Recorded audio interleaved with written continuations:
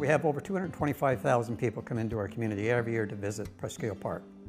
And we know a large percentage of them actually end up going down to the Lighthouse. I mean, it's Ontario's second oldest lighthouse, built in 1840, and we want to make sure that it's there for future generations to come. In the late 1700s and early 1800s, there were numerous lighthouses erected around the shores of Lake Ontario. And they were there for one primary purpose, and that was to protect the ships by acting as a guiding light to a safe harbor when the waters were rough. Most Brightonians are familiar with the story of the shipwreck HMS Speedy and the impact this wreck had on the history of Brighton. Over the next few minutes, we want to take you on a quick tour and show you some of the damage that the lighthouse has incurred and what our society has planned to restore our iconic lighthouse to its former glory. As part of the restoration process, we will have to replace the shingles. They were added when the lighthouse was only 54 years old because of concerns that the lighthouse structure was too weak to withstand the weight of the limestone rocks.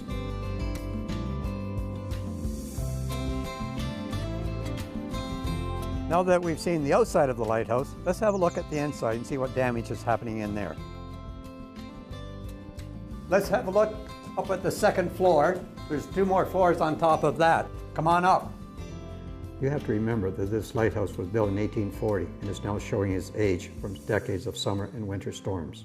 The original grout has been slowly eroded away because of the ongoing weather changes. The wooden lintels around the windows have been rotted away due to water and leakage. So this particular window is a very good example of what happened in the past. As you can tell, originally there was a Gothic style. But because of the pressure from the weight of the stones above it, there was considerable cracking. And that cracking resulted in a fear that the windows were going to cave in. So instead, what they did was erected just a rectangular box and replaced the original Gothic windows. You can see by this crack inside the limestone and of course the mortar on the outside that this is part of the restoration process that has to be rectified. Sometime back in the turn of the century, and that's the 20th century, they had to plaster the inside of the window to keep the weather outside. It would sure be nice to have that restored so people can see it in and out of the windows.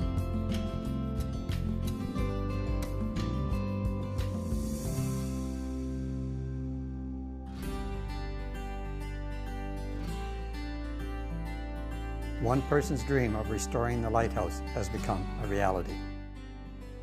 If you look at the lighthouse, you can see the end result of years of dedication by the board of directors that have been fully supported by this wonderful community that we live in. So what have we accomplished since 2012? The first thing we did was to undertake 2 engineering studies which confirmed that the lighthouse is indeed structurally sound, provided we leave the existing ring structure around the unit. And so we did that, which meant removing all of the existing shingles and replace them with new ones. This was no easy job, and because of timing, this would be the most expensive portion of the restoration process. You can also see that we have new metal cladding around the bottom perimeter of the lighthouse.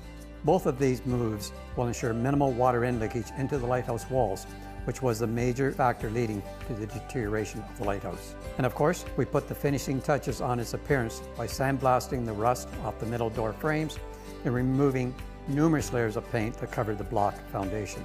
None of this would have been possible without the dozens of volunteers over the years. Some assisted us in fundraising events like raffle ticket sales, at Apple Fest, or even at one of our fun gala evenings.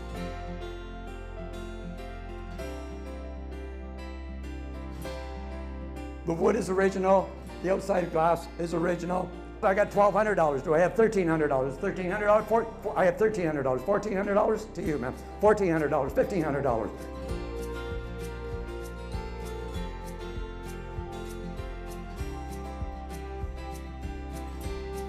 And what about the dozen or so volunteers that came to our aid after the 2019 storm surges that buried the foundation of our lighthouse in washed up gravel? That was really hard labor to clean this up. But again, we thank you, all of our volunteers. As we look at the donor board, we can see the dozens of families and businesses and local organizations that have been generous with their financial support. On behalf of the board of directors of Presqu'ile Point Lighthouse Preservation Society, we have appreciated this financial support. Someone asked, just how much money have we raised in the last 6 years? I'm going to say in excess of $400,000. Who would ever believe that we could have accomplished so much in such a short time period? It certainly does not take much to add up expenses when you're dealing with specialty trades and equipment for heritage structures. This has been no easy task for our board, and I truly once again thank all past and present directors along with the entire community who have contributed to us in one form or another. And of course the entire community who supported us both financially, emotionally, or both. It certainly has been appreciated. On an emotional basis, we've put a lot of efforts into it over the last several years. So we're just so happy that our community at large appreciates the work that we have done.